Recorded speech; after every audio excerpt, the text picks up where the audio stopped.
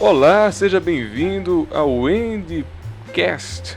Sim, a nossa plataforma de envios do podcast do projeto End. E aqui nós iremos novamente falar sobre algum assunto não tão pertinente, mas inerente no mundo das artes. Comigo, Overkilled Red. Opa, gente, tudo bem? E Nick da HGS. E aí, pessoal? Eu vi que eu fiz uma voz muito propagandeada, mas enfim, estamos aqui juntos para debater um assunto que hei de explicar-vos o porquê de alterações para melhor apresentações. Mas de antemão, saibam, iremos comentar sobre poderes e ou misticismo. Segue a vinheta.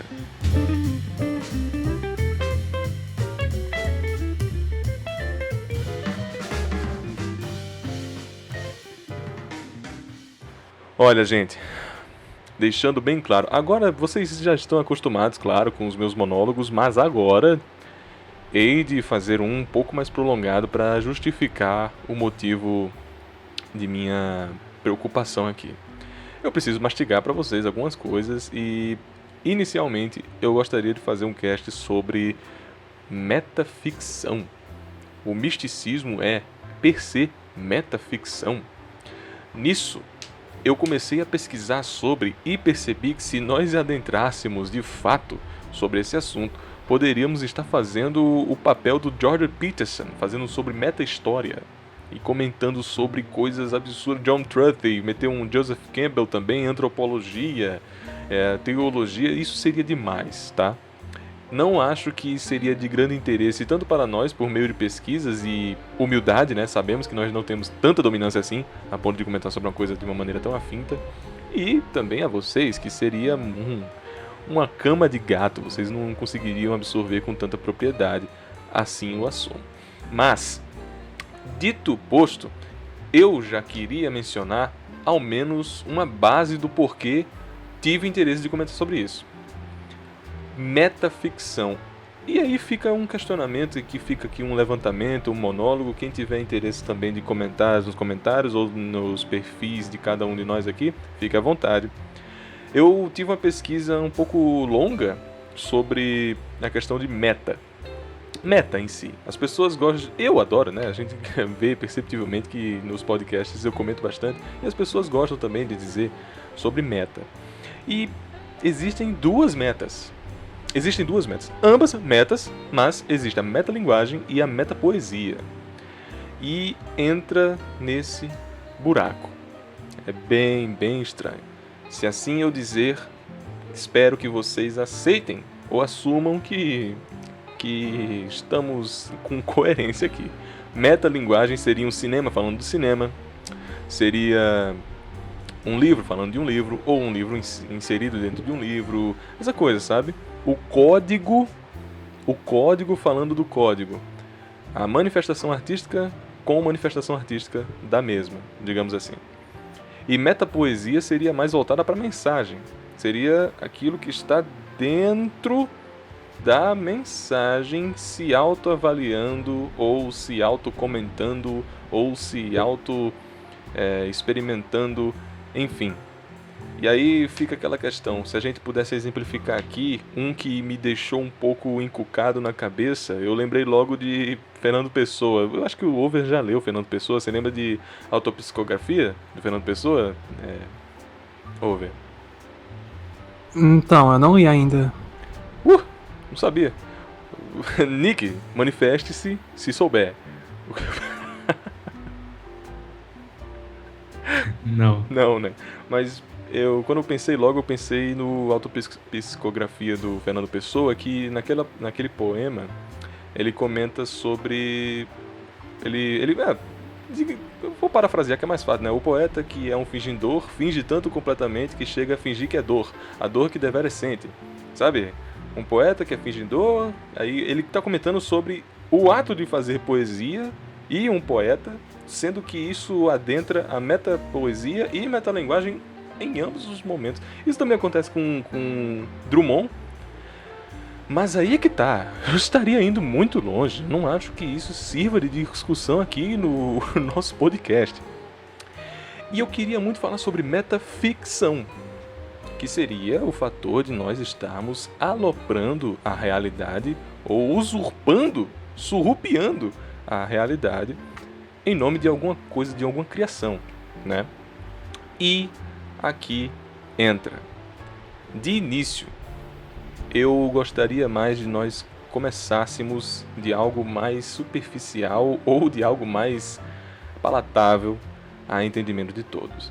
Se você não entendeu até agora, vamos lá. Resumindo, eu iria comentar sobre metaficção e a questão mística do ser humano para a trelação de roteiro e interpretação.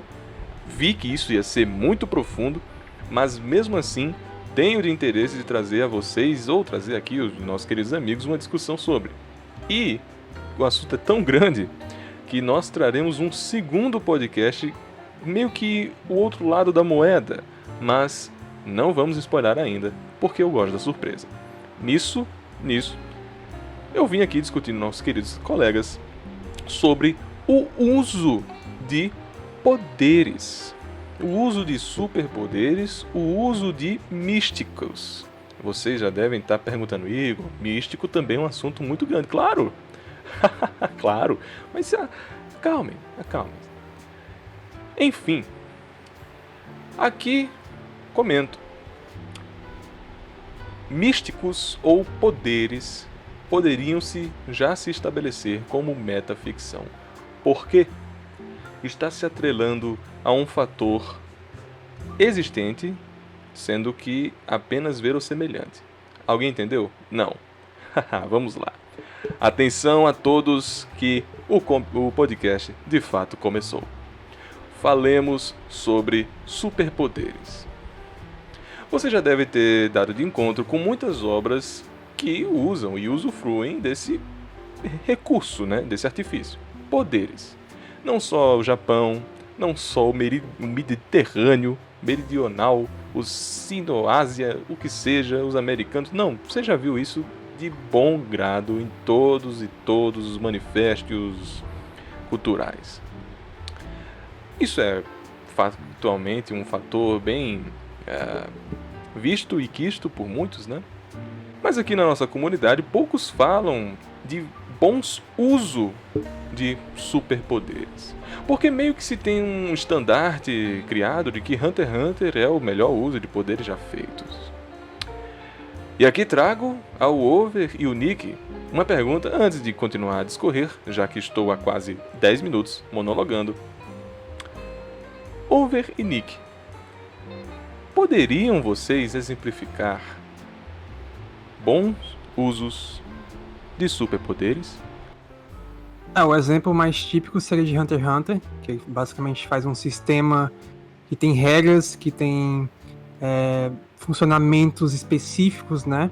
Você consegue extrapolar o sistema, você consegue criar uma situação, e daí você consegue extrapolar, você consegue fazer uma lógica que é interna a ela, e daí você consegue fazer como se fossem quebra-cabeça, né? Tipo, como você consegue explorar conceitos em cima dela. E outro exemplo, acho que bem comum, assim, que as pessoas geralmente associam a ter um uso mais criativo é Jojo, que os stands são poderes que o Araki consegue fazer, tipo assim, ele consegue pegar algo bem simples, mas dentro da proposta, assim, das lutas, que são mais lutas engenhosas, né, e usa mais da sagacidade dos personagens, ele consegue fazer uma luta que é muito mais estratégica do que só soquinho e murrinho, né, tipo, que é aquela coisa mais típica de Shonen. Eu acho que esses exemplos que o Over deu são muito bons porque eles são sistemas dentro de sistemas, né? Então, tem toda uma questão de ordem building que é embebido em cima disso. Então, não é só questão de poder, como tem muito mais conexões envolvidas como consequência de uso de poder e todo esse tipo de noção. Mas também existe um lado mais simples, como acontece em One Piece e Boku no Hero, que veio depois, que são sistemas mais simples, que meio que são diretos ao ponto, mas eles tentam explorar por outros vieses possibilidades dos poderes. Eu diria que no caso de Hunter x Hunter e Jojo, ele vai muito mais pela questão de como eu posso montar uma partida de xadrez, como é que eu posso, por exemplo, fazer esse poder funcionar contra esse poder. E daí toda uma batalha de como cada personagem pode, de alguma forma, avançar, né? Tipo, ter alguma vantagem, porque as lutas em Jojo e Hunter x Hunter, geralmente eles tentam colocar os personagens meio que iguais, né? Tipo, por mais que o personagem tenha a vantagem, existe a questão de você ter o leverage, a inteligência, da sagacidade, enquanto em sistemas mais tradicionais de shonen, você tem mais a hierarquia de poder, né? Então você tem, tipo, o Dragon Ball, que você vai meio que estipulando até a quantidade de poder que o personagem tem, né?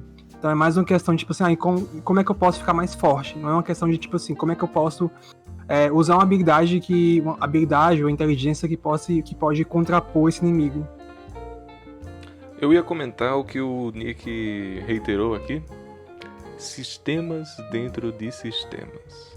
Porque futuramente eu vou discorrer sobre o uso de poderes, né? Mas eu achei interessante porque nós damos muito valor quando temos uma vasta, né, um espaço amostral muito grande para explorar poderes, o caramba, e ainda assim o autor não se perde, né? Então Hunter x Hunter e Jojo, mesmo que alguns duvidem de Jojo, você dá um valor, você dá um braço a torcer por justamente você ver que, mesmo ilimitado, ainda assim consegue ser crível o uso e desuso desses poderes.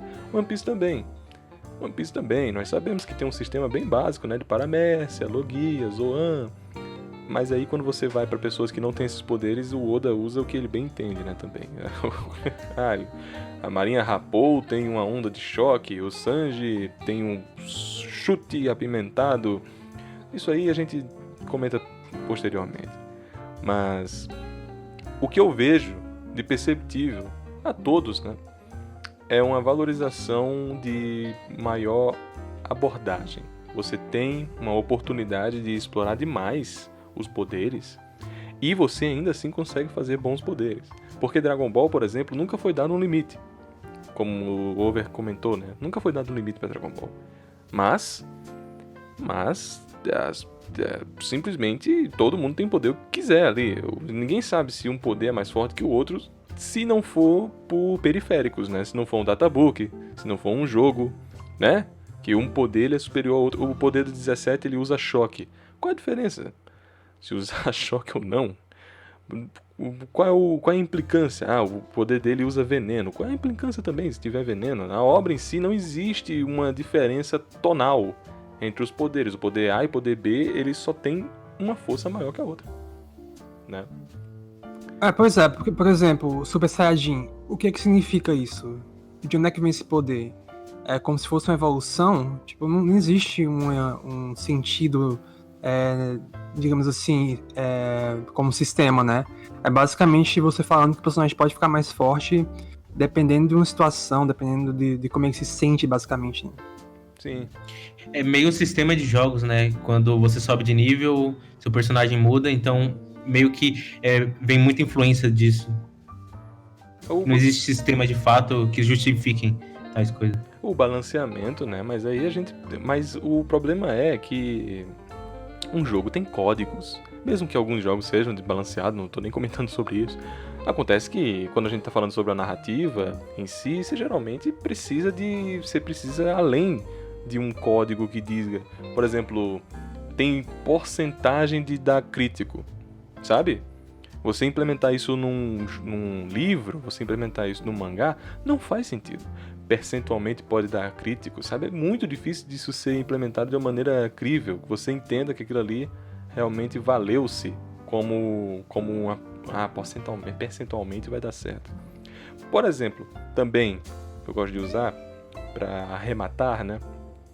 Você pega uma obra de shonen que o rapaz superou o outro porque ele teve determinação, porque ele foi forte, porque ele foi mais rápido. Esses elementos eles não são palpáveis, eles simplesmente existem ali, né? Você não pode dizer, você não pode querer comparar com alguém que está tentando estruturar isso desde princípios, como os já mencionados, Hunter x Hunter, Boku no Hero. Outro exemplo aqui que eu posso dar é Magui, mas aí Magui pra mim vai ser um exemplo posterior, gente. Acalme-se. Nisso eu acho que vocês concordem também, né? Pra mim é fraco quando alguém diz que... Fairy Tail, por exemplo. A Erza ganhou porque é a Erza. Acabou. Ela é forte o suficiente pra ser forte e superar obstáculos que...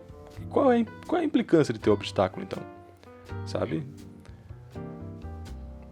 Não é um... Isso a gente vê muito hoje em dia nessas fantasias de Isekai, que o charme, né, o que vende é a ideia do personagem ser overpower, dele... Porque assim, você pode fazer um personagem que é overpower, mas você consegue fazer uma narrativa também que possa acompanhar, né? Então você faz personagens mais fortes, mas geralmente o que acontece é que o personagem vai ficando cada vez mais forte e não existe realmente um conflito em si, né? Existe mais umas coisas periféricas, assim, né? Tipo, tem um inimigo que só esse personagem que pode derrotar, ou algo que, tipo, o Tensor, né? Sim. Tipo o Tensei Star Slime Data Ken, que daí, tipo, vai pra um lado mais burocrático, né? Tipo, de resolver a situação mais de uma forma diplomática. Mas, tipo, geralmente é muito difícil você fazer uma narrativa que o personagem tá acima do conflito, né? E isso funcionar. E uma coisa que não necessariamente é um erro, que aí eu já posso até trazer, mas a verossimilhança, né? Você está numa obra cunhando superação, certo? Nisso, se você vai recorrentemente mencionar as mesmas coisas, por que ele não superou isso no modelo anterior? Por que agora que ele está superando, sabe? A luta que houve hoje foi muito mais importante que a anterior, sendo que o mesmo sistema que ocorreu. A personagem, por exemplo, do arco faleceu na frente deles, ele explodiu de raiva e ganhou do inimigo, né? Digamos assim. Aí no arco seguinte a mesma coisa, Não era para ser superação, você está superando um trauma, você está superando um mal. Qual é o intuito, de fato, da implementação de uma má elaboração, né?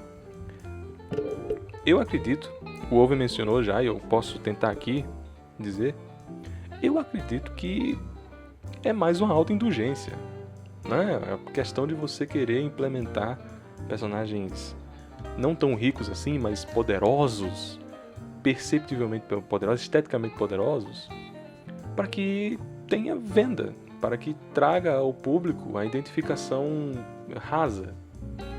Ou eu estou indo longe demais? Assim, pelo que eu entendo, assim, pelo que eu percebo, eu acho que é uma questão de você trazer um conforto para o leitor ou telespectador de que o inimigo... Assim, você, de certa forma, você está subvertendo a expectativa, né? Você tá colocando um personagem que... Você tá sinalizando que o personagem não vai ter nenhum conflito, não vai ter nenhum tipo de dificuldade. E isso por si parece ter algum valor catártico, né? Mas a questão é que, tipo, quando você estabelece que o personagem está acima do conflito, eu acho que você não consegue prender alguém que busca se identificar, busca ter essa relação. Porque mesmo que você saiba que o personagem vai ganhar, no final das contas, um bom autor, ele te convence que não. Ele te convence que pode ser que o personagem perca, pode ser que o personagem morra. E isso vai muito da sua habilidade como narrador, né, como contador de história. Isso. E quando você estabelece que não tem como o personagem perder, basicamente, isso perde sentido, né? Perde a identificação, a forma como você se conecta com a narrativa. É que você precisa ter meio que a noção de senso de consequência, né? Então, isso. Você perder isso, você perde uma narrativa por completo, porque não existe por que você se investir em qualquer narrativa se não existe senso de consequência nela. Claro, concordo perfeitamente. E aí que entra também a questão do outro lado, né? Que eu trouxe a discussão quando uma obra é inefetiva. Quando a obra é efetiva, digamos que credível, aquela questão de que você acabou de mencionar, Nick, fica palpável, é versátil e é cru o fator de que de fato está tendo problemáticas e os personagens inseridos, o protagonista, o personagem principal que seja, tem de enfrentar isso. Se você faz um vilão que ele é pouco, digamos que, aprofundado, vamos dizer assim. Se você faz um vilão que ele é pouco aprofundado, ou um inimigo, digamos, adversário pouco aprofundado, você, como leitor, espectador, aceitar que a situação em que as personagens estão inseridas é, de fato, periculosa, é baixíssima. É baixíssima. Não, a suspensão de descrença, digamos assim, você meio que aceita que futuramente ele vai ser o vencedor, entre aspas, né? Ninguém sabe numa obra de esporte, mas vamos assumir isso. Você precisa desses pormenores para enriquecer o porquê da dificuldade dele estar enfrentando, certo? Inclusive, eu ia comentar, usando de exemplo, mangás e anime de esporte. Que geralmente, essa linha de você conseguir conduzir, né, a narrativa, que é, por exemplo, você está num campeonato, aí você tem que estabelecer que aquilo é um arco e que os personagens não podem perder nas oitavas de finais, nas quartas de finais. Porém, você pode também, né? Se você quiser de alguma forma subverter, você pode fazer com que os personagens percam e daí você desenvolve totalmente uma coisa totalmente diferente, né? Você pode levar a narrativa para outro caminho e a subversão de expectativa é interessante, sabe? Claro que não se perde o fator de superação, né? Mas em nenhum ponto você está errado também, não é nem isso. É só desprendendo a questão de esporte e entrando mais nessa coisa de poder, né? É porque de fato, nós temos uma palavra que tem sinônimos que comentam sobre valor. Você tem o poder de usar isso, digamos, né? Agora que você não está mais preso às limitações impostas pelo seu físico ou o que seja, você tem o poder de usar isso. Já dando uma palhinha do que hei de dizer futuramente no cast. Mas nessa distinção que a gente colocou aqui no início, os superpoderes, essa pujança é uma palavra horrível, né? Poder, que estabeleça-se aqui poder, né? Quando você tem essa versatilidade, você vai ter um artifício, um engenho que propela para o espectador, dá a oportunidade do espectador se identificar com os personagens, com as personagens. Porque enquanto você está vendo uma obra de esporte, meio que você tem que ter alguma ligação com o esporte. Você tem que ter alguma coisa prévia ali que estabeleça o esporte. Uma obra de fantasia, você pode simplesmente assumir que agora você está adepto a essa magia, entende?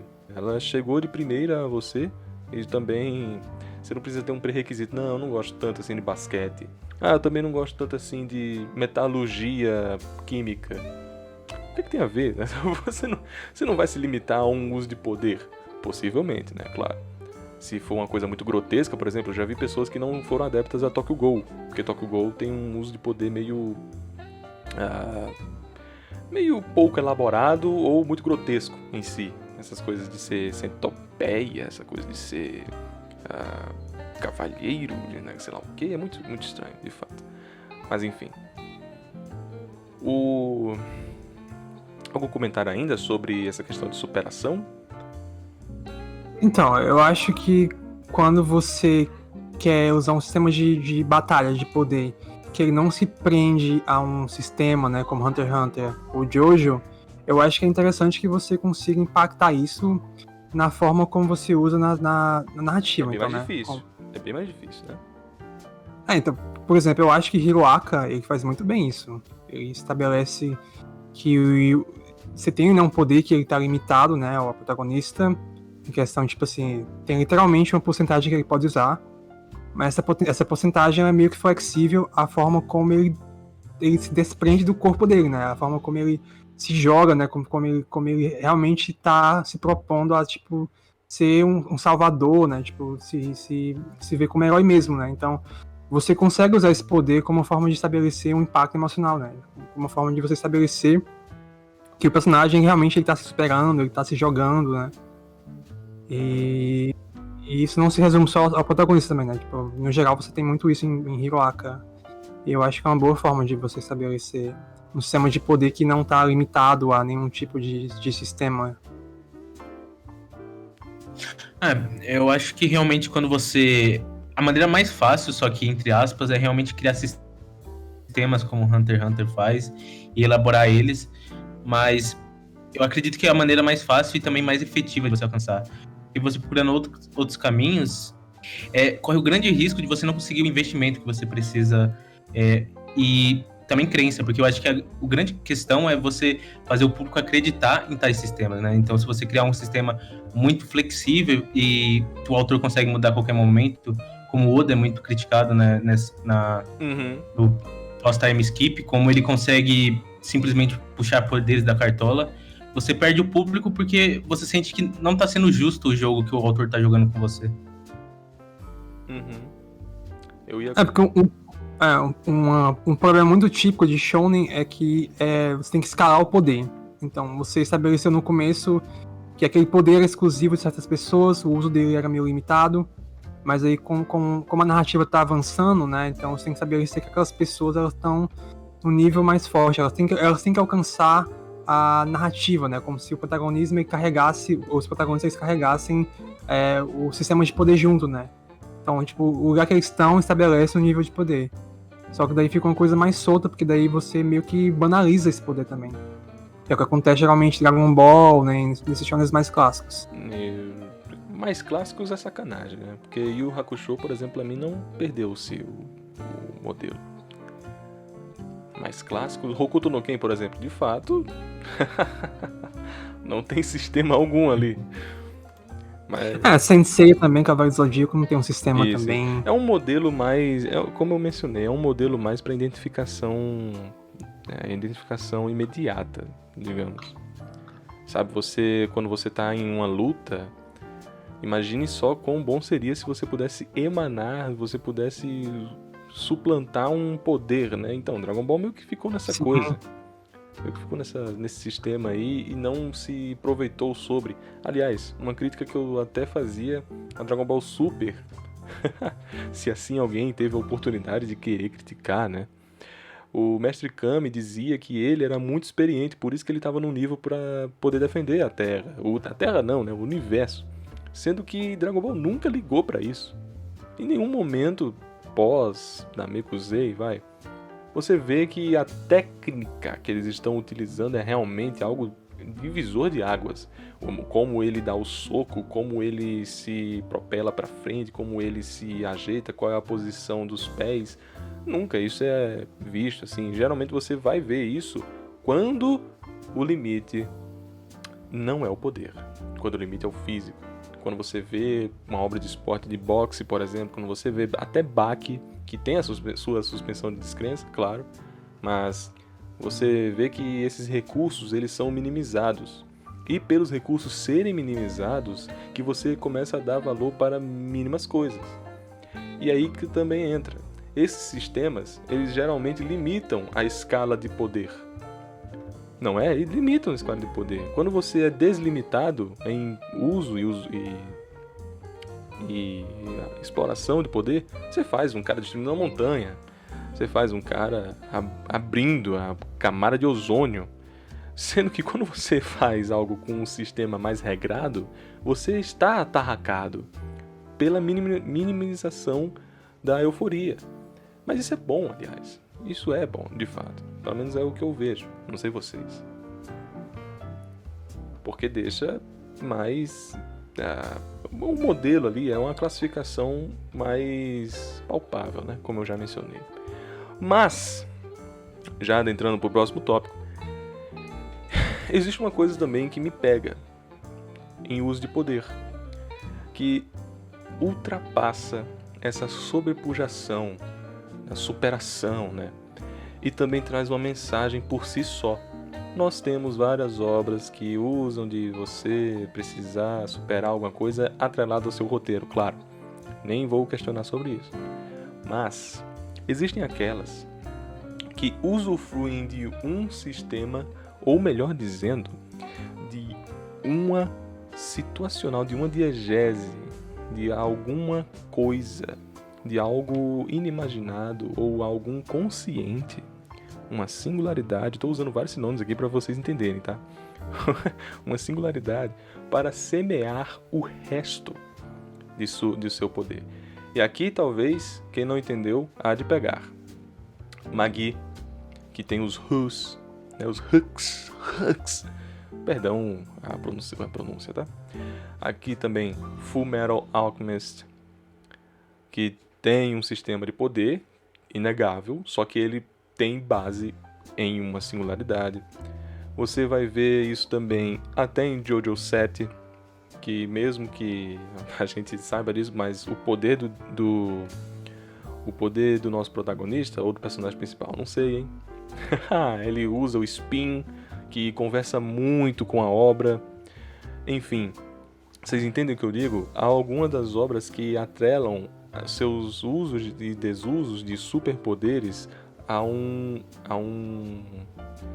singularidade. Eu acho que singularidade fica até mais fácil de compreensão das 1000 sinônimos que eu usei. Entende o que eu digo? Na verdade... Sim, eu acho que sim, né? Perdão. É você pegar um conceito, digamos assim... Porque, por exemplo, você pode pegar o Kung Fu, né, que Hokuto no Ken usa, e daí estabelece que tem um sistema de poder em cima, é mais ou menos isso? Sim, Karakuri Circus, por exemplo, que também tem um sistema regrado em si, que não é, por exemplo, o cara tem um poder de fogo, o cara tem um poder de gelo. Não é isso. Não é isso. Todos têm o poder de linhas, todos têm os poderes de Karakuris, óbvio. Fullmetal, todo mundo tem um poder de alquimia. Você também, por exemplo, deixe-me ver outro aqui, que possa... Eu acho que vocês devem ter algum exemplo, não é possível. Pandora Hearts, que também tem o sistema de correntes, né? Tá muito atrelado ao uso da obra. Tsubasa Chronicles, que aí é difícil porque tem spoilers. Clumpverse, de fato, né? Melhor nem mencionar aqui.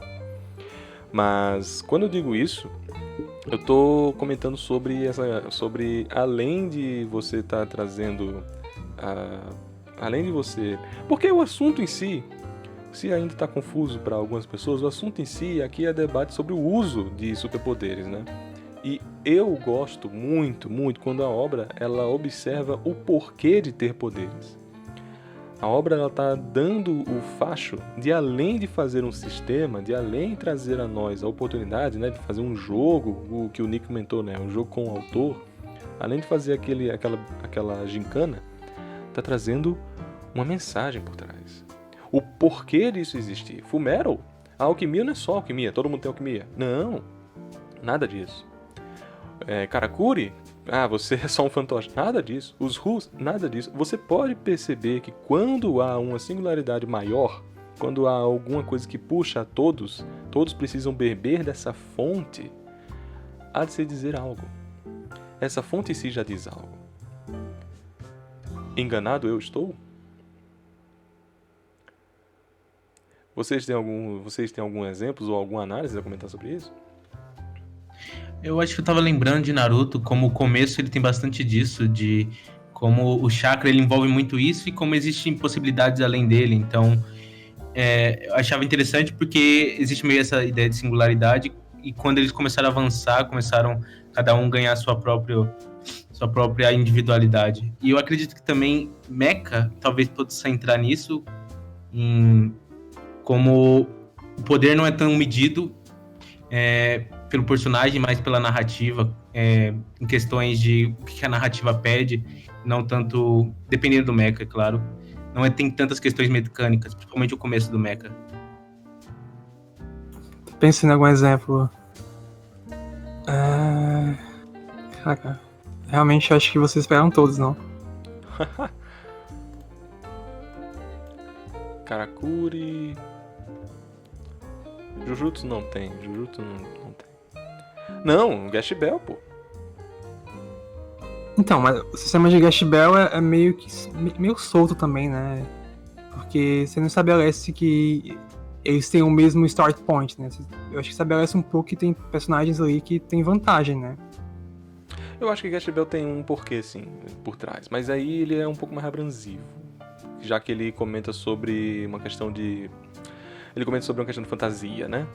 Eles são meio que seres fantasiosos e entram em acalantos do animismo, mas de fato é um pouco mais largo esse espaço, né?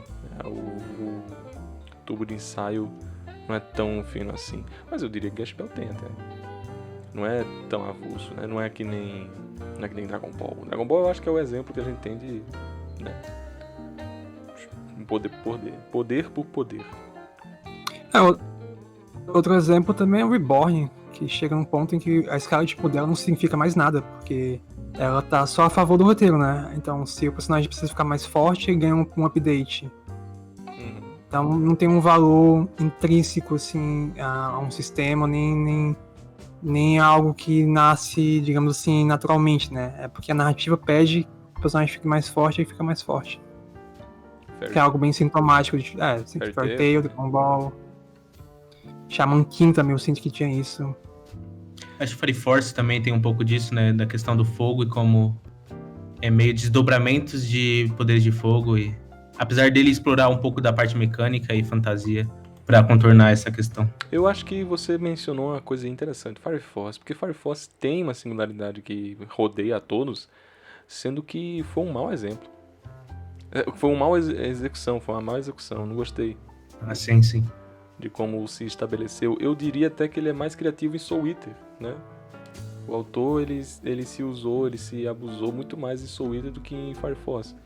Pela limitação de fogo? É claro, mas, pô, a gente acabou de mencionar aqui que obras que, ainda assim, com limitações, elas fazem valer essas minúcias, né? Então não acho que seja tão certo dizer isso. Mas exemplos que falharam não faltam, né? Se a gente for olhar, Dragon Quest pra mim falhou, Nanatsu no Taizai pra mim falhou, Pocket Monsters, Pokémon ainda tenta, mas é por causa do jogo. O mangá eu tentei ler, não gostei. Black Clover, passar bem, né? Black Clover. Tem muitos exemplos que falham, né? Óbvio, tem muito mais obras que falharam do que acertaram. Isso até em qualquer âmbito. Você acha que Shingeki falhou em fazer isso também? Mas aí que entra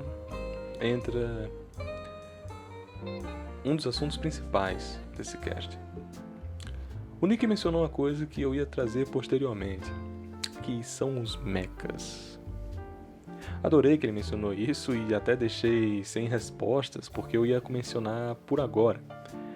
Entra no quesito de poderes materiais, né? Já entra num fator de poder material.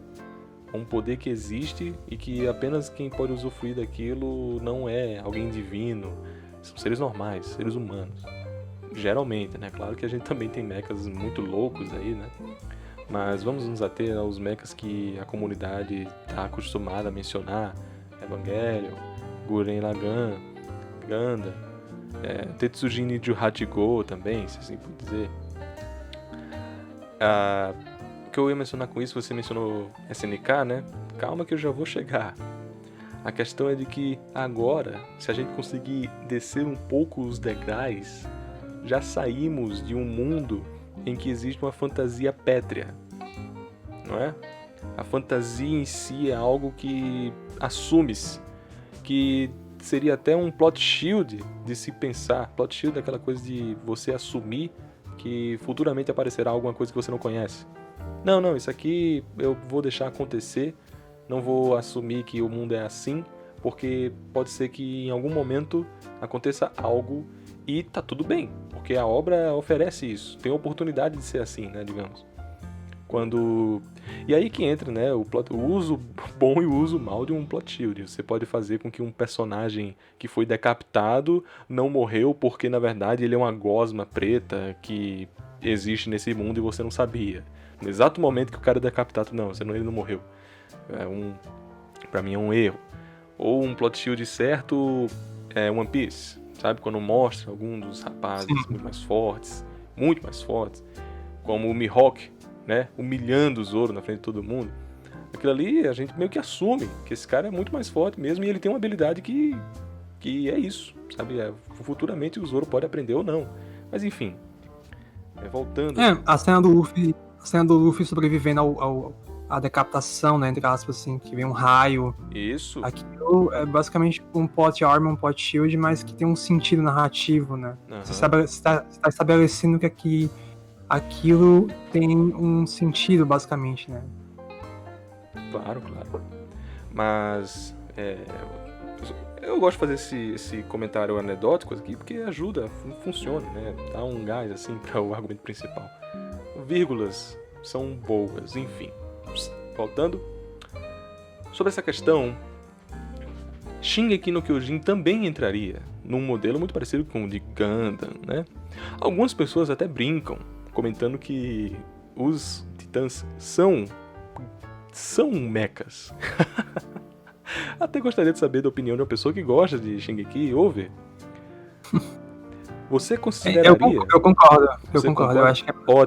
Ótimo, porque aí entra ainda no meu ponto, sabe? Você tá dando poder a normais, você tá dando a pessoas ordinárias algo material, algum poder que os faça seguir em frente por meios palpáveis, sendo que tem uma colisão, tem uma divisão, existe uma cisane entre a realidade e o poder, sabe? O fator... Sim.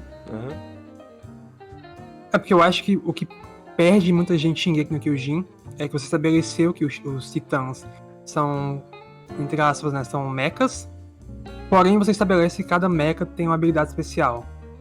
E isso eu acho que é como se você pegasse muitos conceitos ao mesmo tempo, né, fizesse uma amálgama que pra muita gente não é muito coerente ou não é tão interessante, né? Não, tudo bem, eu nem ia mencionar isso, sabe? não ia chegar a esse ponto. Eu só ia comentar de que é importante da gente mencionar pra gente ter uma divisão, né? Divisão não, pra gente ter um bom senso de escala. Porque de Gundam pra Shingeki, poucas pessoas falariam, né? Não, tem uma semelhança grande de Shingeki e Gundam. Shingeki e Evangelion, poucas pessoas gostam de fazer esse paralelo porque, né? Existe colisão de comunidade. Mas enfim, vocês concordam comigo? Vocês têm exemplos de obras que têm essa divisão? O fator de que existe um mundo real e existe um poder sobrepujando ou um poder que, enfim, está fora do contato deles. Vocês conseguem me dar exemplos? Eu acho que também entra em questão em Yamato, como o começo principalmente tem a questão dos alienígenas serem muito superiores aos humanos e quão distante eles são da gente, que até a mesma narrativa constrói depois, que nós não temos nem a tecnologia de ultrapassar, chegar a outras galáxias, e como isso é desdenhado por eles, e a diferença é gritante, como a narrativa constrói quão gritante é a diferença de poder. Ovo, eu tô esperando você. O editor vai ter corte que são uma bexiga nesse cast. Só um segundo, tô pensando em um exemplo aqui. Eu vou dar um aqui. Difícil mesmo. Eu vou dar um aqui. Bokurano. Eu citar Bokurano em outro quesito, né? Mas tudo bem. Diga, à vontade. Não, eu ia citar na questão de superação, né? Porque aquela questão, né, que não importa o sistema de poder em si, né? Importa mais a superação do personagem. Mas é um veículo, mas assim posso dizer que é um artifício utilizado. Bokurano tem esse artifício de, né? Digamos que supervisionando, sabe? Sobre uma lente objetiva, se assim a gente pode dizer. Essa extensão da irrealidade, dessa extensão virtual da obra, das obras no caso, você pode observar que é algo que está retirando-os da zona de conforto. É um fator que é fora da realidade, entrou num virtual, já é assume-se que a partir daqui alterar-se-á por causa daquele poder, daquele ser, daquela coisa, daquela singularidade, mas que existe uma separação entre eles. Não é necessariamente algo que está atrelado, porque a gente já mencionou no anterior algo que está atrelado. Bokurano tem a superação pessoal de cada um, claro, a gente sabe que a interação deles, mas por termos o veículo mecha ou o veículo mirabolante alienígena, dá pra se dizer alienígena, né? Eu não tô errado em mencionar alienígena em Bokurano. Então, você tá e não tá ao mesmo tempo, né? Mas fica aqui a questão, porque o interesse de vocês, ó, Bokurano realmente é uma obra muito boa, eu adoro mangá. Não sei se o anime foi bom. Não, o anime não. O anime não Mas foi o bom. Bokurano é interessante porque ele faz com que as batalhas sejam impactantes, tipo, quando ele se dispõe a mostrar a batalha, mas ao mesmo tempo não é necessário na narrativa, porque o que importa é a convicção do personagem, o sentido que o personagem vê na batalha. Então tem lutas que nem chegam a ser mostradas porque você viu o personagem já chega na conclusão. Então isso não importa mais. Então eu sinto que é uma obra muito competente no que ela tenta fazer, de ambos os lados, né? Tipo, tanto quando ela se propõe a ser algo focado na batalha, quando ao mesmo tempo ela não quer focar nisso, porque o que importa é o que tá acima da batalha. Mas aí é que tá, Over. Quando nós nos deparamos com esse estilo, se a gente conseguiu já fazer 3 aqui, um dos superpoderes sendo já inerente, o outro com superpoderes sendo rogados, singularizados, e o outro agora que tem a mesma coisa, só que é separado, né? A separação. Você vai falar mais sobre o ser humano.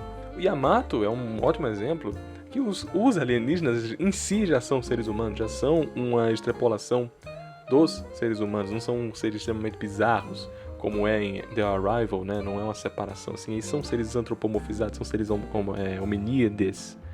Você vai sempre usar esse recurso, sempre uma palavra forte, mas vocês entendem o que eu menciono. Vai se usar um recurso irreal para falar do ser humano. Sim, não. É porque, de certa forma, você pode usar qualquer artifício de enredo para extrapolar emoções, criar uma situação em que você pode colocar um ser humano da forma mais crua possível, né? Tipo, sobrevivendo, lutando, tendo alguma emoção extenuante e chega a ser meio que um... você cria um cenário que o personagem consegue se expressar. Da mesma forma, né, como Bokurano, eu acho que Evangelho também é muito parecido nesse sentido, que ele constrói também os personagens para serem... Os mechas, eles são meio que ferramentas para você explorar o personagem na batalha, né? Então, você tem que ter a sintonia, que significa meio que tipo, o personagem está disposto a batalhar, né? Está disposto a arriscar a vida dele pelo mundo, pelo que os ideais que ele tem, né? Sim. E... Claro, isso é uma das versões, né? Também acho que consegue fazer aqueles paralelos, né? A gente sempre comenta isso quando fala de animismo, mas é sempre legal você fazer uma hipérbole para comentar sobre o normal, né? Sabe? Quando você, por exemplo, tem o Turtle Dove, um dos seus livros é sobre alienígenas que não conseguem conceber que nós temos casais. Que nós que temos dimorfismo sexual e nós somos casados um com o outro. Somos animais a ponto de ainda ter par romântico. O nosso ego é tão alto que isso chega a ser não só relevante, como vexatório se você não recorrer a isso. A discussão que ele está trazendo pode ser até rasa, porque ele faz isso como uma comédia em alguns momentos. Como assim vocês têm presidente? Como assim não existe individualidade? Não, claro que existe individualidade. Não, mas vocês têm um presidente, tem alguém superior a vocês, ponto. Como assim? Ele faz essas brincadeiras pra justamente nós falarmos não só sobre os alienígenas, a gente não tá teorizando sobre os alienígenas, porque é uma irrealidade. Os alienígenas são só mais um recurso, né? Sim, como você usou o exemplo de The Arrival, A Chegada também é um filme, uma narrativa que se propõe a falar sobre o ser humano na questão linguística, né? E como a gente se comunica com um povo que tem uma língua totalmente diferente. Isso é totalmente alegórico a como a gente é como sociedade, né? Como a gente teve contato com outros povos e como a gente foi interpretando símbolos para ter, né, uma comunicação. E também, se a gente for comentar sobre poderes políticos, vocês têm alguma coisa a comentar sobre Gundam? Que eu acho interessante falar sobre Gazaraki, né, também. Gazaraki eu sei que o Nick viu, né? A importância que é ter um mecha que é muito superior a um tanque de guerra, né? Aquela questão de você se... Pronto, também Flag, um anime do próprio Ryosuke também, que é o responsável por Gazaraki. Acho que poder político também é uma coisa interessante. Mesmo que não seja algo tão mirabolante quanto alienígenas, né? Mas ainda assim é mirabolante. Ninguém vai fazer um mecha. Nenhum estado vai fazer um mecha, né? Mas a gente gosta de fazer essa imaginação. É um exercício, né? E em Ganda, que é um dos mais importantes para mensagens anti-guerra, sendo uma guerra, né? Vocês têm alguma coisa para comentar sobre esse paralelo? Eu sei que vocês são muito mais fãs que eu, no caso. Eu acho interessante porque... Pode falar. Não, vai você. Eu acho interessante porque Mecha, ele tem muito de fantasia, mesmo sendo questões mecânicas. E quando você traz muito da política para isso, você tange e torna muito real. Então, quando você tem questões políticas envolvidas, os poderes do Mecha, o Mecha melhor, o Mecha pior, tá muito mais ligado à política do que aos poderes reais do Mecha e à tecnologia. Então, é um jogo muito mais interessante e eu achei legal que você puxou isso, eu nunca tinha pensado nisso, o quão é um nível de poder também, quando você fala de política. Então, é muito interessante e, na verdade, talvez seja uma das mais tangíveis que você tem, né? Um dos sistemas mais tangíveis que você tem de poder em ficção. E é um poder notório, né? Imagine se você tiver um exército disso, acabou, é dizimado. Você tem algo material, físico, palpável pro mundo virtual, né? Tem esse jogo que eu adoro. Então, aí tem todo o jogo de você conseguir ter tal poder e as conversas que existem em cima disso e as consequências de você conseguir ter um exército de determinado armamento. Então é interessante por isso e como entra muito de ideologia, de própria raça humana, como vocês falaram agora há pouco. Isso. É porque Ganda, ele é o que designa como Space Opera, né? Que seria uma ópera espacial em que você não tá só desenvolvendo uma batalha, uma guerra, mas também personagens, né? Mais dramas humanos. E o que se excede em Ganda é isso. Você tá vendo personagens, principalmente no Ganda original, né? Que é o Double 79, que é basicamente uma nave espacial com refugiados, né? De uma estação espacial, né? De uma colônia espacial que foi atacada. E a narrativa é sobre pessoas normais vivendo no meio da guerra, tentando sobreviver, tentando buscar alimento, né, tipo, e meio que virando ferramentas de uma guerra, basicamente, e se adaptando.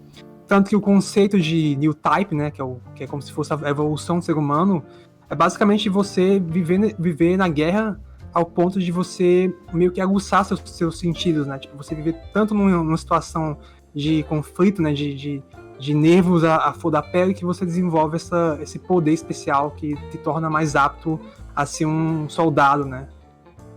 E já estabelecido isso, queria trazer a última camada pra cá. Talvez vocês precisem se preparar um pouco mais para trazer o exemplo à tona, talvez. Mas digamos que já separamos, eu já mencionei aqui, apenas reiterando, o mundo em que assume-se fantasias e você está inserido nela. O mundo em que assumiu-se, por agora, uma singularidade que talvez não seja refutada, né? Assumiu-se uma singularidade e que está inserido nela. Assumiu-se uma singularidade que você não está inserido nela. E agora, você não está inserido nela. Mas, existe singularidade? Não vou entrar aqui em papo religioso porque vocês sabem do meu partidarismo. Acontece. Guitar Marquise já mencionou que coisas sobre o mundo perfeito. O mundo perfeito não existe e se você fosse aparecer nele, você com certeza não seria mais um deles. Você seria revogado, você seria excomungado. E aí entra naquela frase: se todo mundo for super-homem, ninguém é super-homem. Sabe? Que se eu não me lembro, se eu me lembro, foi Miracle Man do grande Alan Moore, né? Mencionou essa coisa de que se todo mundo tivesse superpoderes, ninguém teria superpoderes. Porque seria uma coisa... Não, acho que na verdade foi o vilão dos Incríveis. Tô brincando. Caraca. Como é o nome dele? Coçadinha? Sim, é um S, né? Porque é um S de Superman. Síndrome. O filme não é ruim, talvez seja. Olha só, Miracle Man pra Os Incríveis. Mas fica aqui a questão. Se todo mundo tivesse superpoderes, ninguém teria superpoderes. Porque você tá sendo o comum, né? E aí, muitas obras extrapolam o senso comum em prol de um contexto. Você sacrifica o texto em nome do contexto. É uma frase que eu adoro, dita pelo Scott McCloud. Você traz uma força enorme, você extrapola algo fazendo-o irreal apenas para o contexto. Uma hipérbole aqui que eu posso mencionar, Oyamush Pedal. Não existe poder em Oyamush Pedal. Não é? Ou eu tô louco? Não existe poder em Oyamush Pedal, mas existe o cara que transfere sua energia para as coxas. Existe o cara que tem uma velocidade acima das outras porque ele consegue crescer a perna por 2 minutos. Coisas ali que aparecem e somem quando necessárias. Mas isso é uma hipérbole, tá, gente? Eu acredito que o Oyamush Pedal não seja o melhor exemplo. Um exemplo bom para mim é Bach, que eu já mencionei aqui. Ravages of Time também, que muitas das vezes você pega um personagem e o empodera de uma forma apoteótica. Você coloca-o num pedestal, você enaltece tanto a figura daquilo que ele fica gigante. Gigante e aparece, né, pautadamente como uma pessoa enorme. Então meio que isso entra no contexto que está sendo inserido. Isso nunca aconteceu de verdade. Eu tenho certeza que o Lubu nunca teve 3,40 m em uma certa noite. Não, mas é uma questão de que foi inserido aquilo naquele momento. Bach the Grappler, você vai ver inúmeras cenas que você vai ter o personagem fazendo coisas extrapolantes, mas que está comentando direto com o contexto da cena. Sempre entrando nesse ponto de ser algo fora do nosso esquadro, fora da realidade, mas virtualmente aceitável. Você está fazendo um sentido plástico, você está dando um senso a ponto de que você compra a ideia porque precisa de um detalhe a mais que a nossa realidade já não é tão suficiente, digamos assim. Vocês entenderam o que eu disse? É basicamente uma liberdade poética para você enfatizar a questão, sabe, do poder, da imponência do personagem na cena, basicamente. Né? Isso. Liberdade poética. É porque um exemplo que eu liberdade poética. Um exemplo que eu ia usar também, que eu acho que ele extrapola a realidade e eu acho que não tem como não ver, como não enxergar como poder, é Kuroko no Basket, que ele, em tese, não são poderes, né? São habilidades que são exibidas como se fossem poderes especiais, mas a narrativa eles nunca falam que são poderes. Tipo, não existe um sistema de poder. Existe a habilidade do personagem que se assemelha a um poder. O Alexandre Esteves ele defende que sim, não existe habilidade, que realmente... Se você diz que Kuroko existe poderes, você não entendeu o porquê dos poderes. E isso não é aplicado a Kuroko, tá? Isso que vocês queiram assumir ou não, mas isso é interessante se pensar. Existem obras que você precisa saber o porquê daquele poder por justamente ter mencionado o contexto, né? Liberdade poética que o Wolf acabou de mencionar. Vocês têm algum exemplo aí de situação que extrapolou muito? Eu trouxe aqui Bach, né? Porque todo mundo assume a sua suspensão de descrença com Bach para poder acompanhar aquelas lutas maravilhosas, né? Mas vocês têm algum exemplo assim de que recorrentemente o autor extrapola a realidade em prol de uma ênfase, né? Enfatização, de uma arrepsia. Ixi, fui longe agora. A Shield 21 usa bastante, né, dessa ênfase visual. Tipo, ele quer mostrar que um personagem muito alto, aí mostra o personagem basicamente voando, né, tipo, como se ele estivesse flutuando mesmo, ou como no caso do personagem principal, que é muito rápido, ele meio que tem uma after image, né, tipo, ele fica como se fosse uma sombra quando alguém parte pra cima dele, tipo, ele já passou a pessoa, né, tipo, é como se ele tivesse... É como se ele fosse um velocista que passasse pelo corpo da pessoa e basicamente ficar só a sombra dele, né? na frente da pessoa. E isso em Ice Shield dificilmente eu veria como problema, porque o mangá em si, ele tem um traço mais cartunesco, ele tem uma narrativa mais cartunesca, que de certa forma você permite, né? E não é. E, tipo assim, você não entende que é um poder, mas é interessante que o autor use dessa forma, porque condiz, né? Então. Fica mais interessante. E como mangá, eu acho que a proposta não é ser realista. Alguns mangás sim, porque de certa forma você consegue fazer uma narrativa interessante se você se prende a regras de realidade, né? Regras de como o personagem deve se comportar, de como ele deve uma certa jogada vai acontecer, né? Como o caso de Slandunk, que é uma parada mais que você entende que está limitada à realidade. Mas no caso de Ice Shield, você consegue fazer algo que é o oposto disso e mesmo assim ser interessante. Eu lembrei da cena de Banana Fish, que foi muito polêmica no anime, quando o protagonista pula, acho que era uma tela, não lembro agora. Tipo um muro, né? Eu acho que era tipo um muro. E como era meio irreal ele pular com aquele graveto, e o pessoal começou a fazer conta de ele não ia suportar o peso dele de tempo.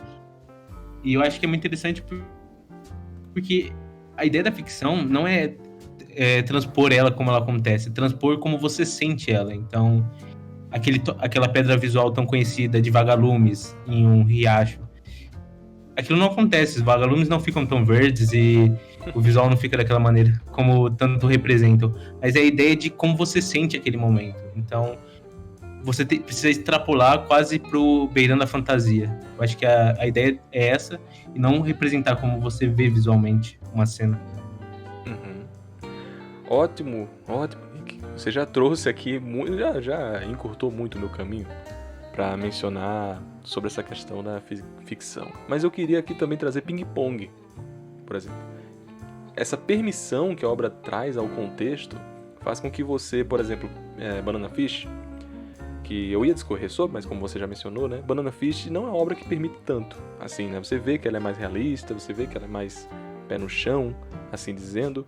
Agora, ping-pong, né? Você já tá vendo uma coisa ali visualmente desbalanceada, digamos assim. O visual dele já é desfundada. E quando o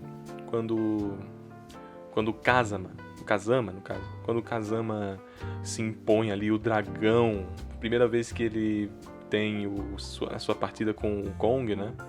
É um absurdo, mas houve pessoas que assumiram aquilo ali, valeu, tem poder agora em ping-pong. A obra já permite que tenha essa extrapolação visual.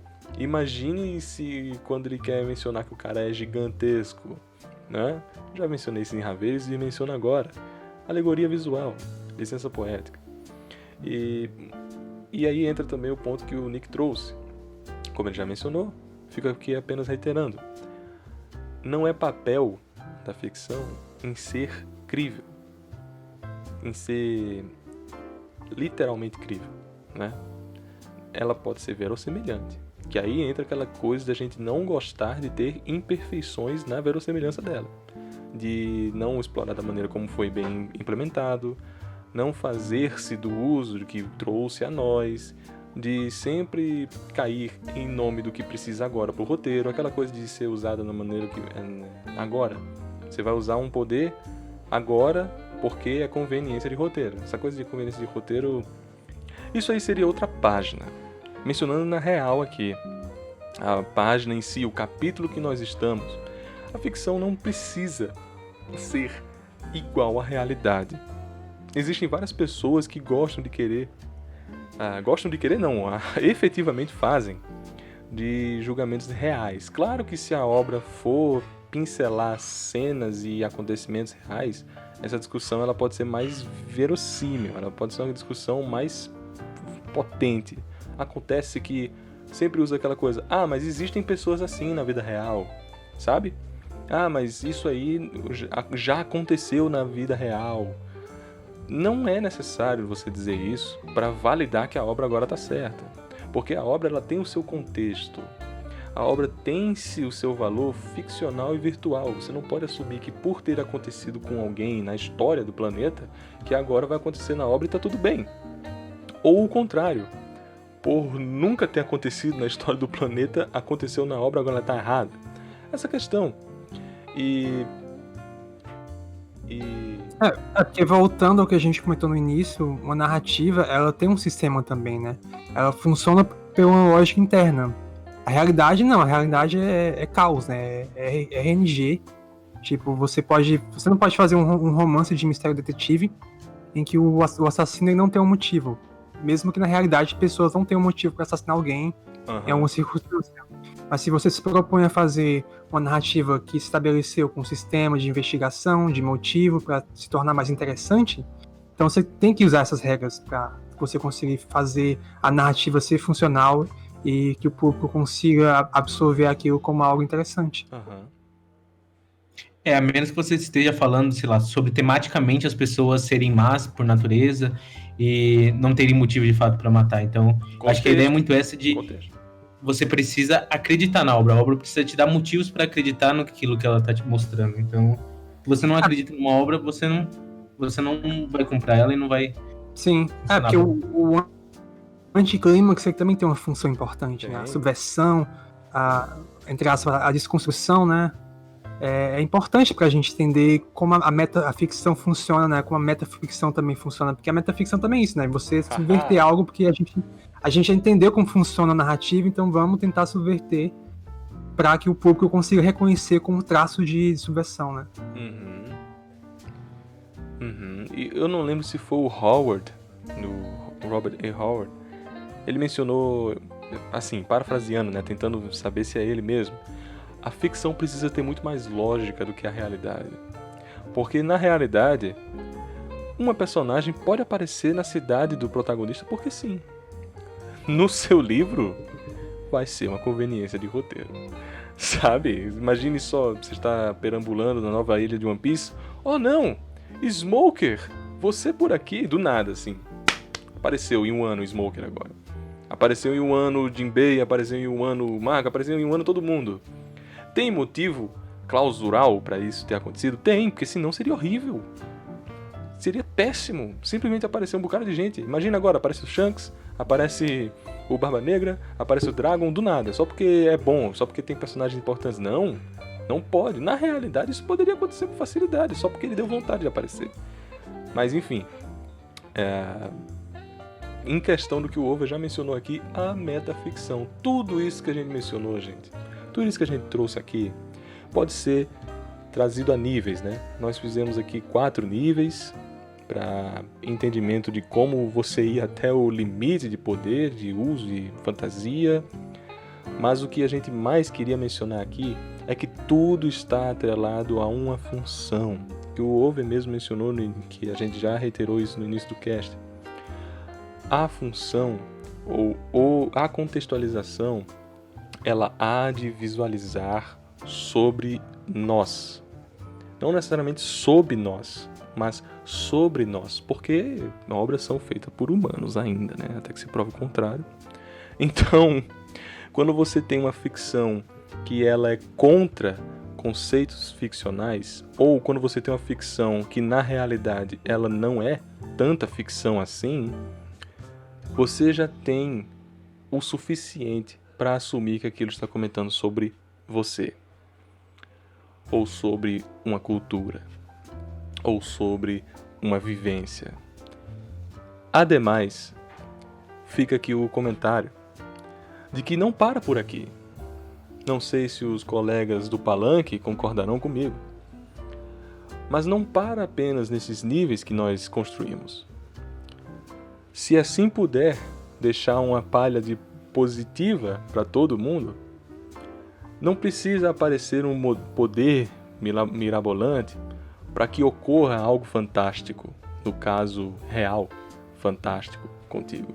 Você pode usar de características inerentes às suas ou que lhe convém para fazer essa fantasia ocorrer. Não necessariamente viva apenas no virtual. Eu já mencionei aqui, se todo mundo tivesse superpoderes, ninguém teria superpoderes. Você sabia que os seres humanos são superpoderosos, se assim pode dizer? Você, rapaz, está agora no computador, no celular, num dispositivo móvel. talvez móvel por mobília, mas um dispositivo móvel, escutando um podcast, usufruindo do seu microfone, seu headset, usando e usufruindo do seu headset, estando com internet, estando cabeado, estando numa moradia talvez, ou indo a trabalho, o que seja, você já está virtualmente poderoso, usufruindo do poder. E aqui fica a questão: até que ponto para-se de ser metaficção? Um comentário final. Agradeço àqueles que tentaram acompanhar o cast. Foi um cast bem mais puxado do que os anteriores, acredito eu. Embolei-me um pouco. Talvez os editores não cortem exatamente todas as vezes que eu perdi um pouco a palavra aqui, mas que fica a compreensão de todos. Gostei da oportunidade de comentar isso com os colegas e adoraria fazer mais dessa parte. Mas por hora, fiquemos com a ideia de que o poder em si, um superpoder, não passa de uma extrapolação da realidade. E a própria realidade que você se insere já tem um poder. Bem, e por comentários finais, Over, Nick, gostariam vocês de se despedir? Muito obrigado por ouvir o cast e nos acompanhe na Twitch também. Valeu por acompanhar o podcast e, como o Nick já falou, acompanha a gente na Twitch, que a gente tá fazendo umas lives bem legais. Se você quer se atualizar na indústria, aprender japonês ao mesmo tempo aí, toda terça, quinta e sábado a gente tá lá na Twitch. Certo, gente. Muito obrigado e espero que vocês saibam de algo.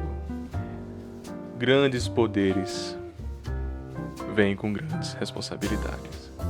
Muito obrigado e até uma próxima live ou até um próximo podcast. Namu Amida Butsu.